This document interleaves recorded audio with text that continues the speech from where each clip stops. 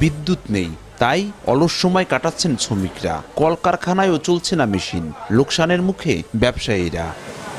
মাদারীপুর জেলা জুড়ে গত কয়েকদিন ধরে বেড়েছে লোডশেডিংয়ের মাত্রা।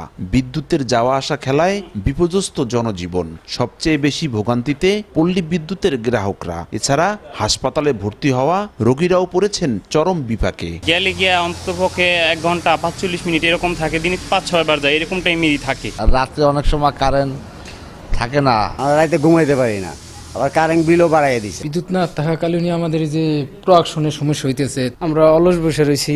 কারেন্ট থাকলে আমাদের কাজকর্ম বাড়তো। পল্লী বিদ্যুৎ বিভাগ বলছে, গরমে চাহিদা বাড়লেও সরবরাহ কম। পরিস্থিতি স্বাভাবিক হতে সময় লাগবে আরও 1 সপ্তাহ। বিদ্যুৎ বিভাগের তথ্য মতে মাদারীপুর জেলায় পল্লী বিদ্যুতের গ্রাহকের সংখ্যা প্রায় 4 লাখ। 106 মেগাওয়াট বিদ্যুতের চাহিদার বিপরীতে মিলছে 70 থেকে 75 মেগাওয়াট।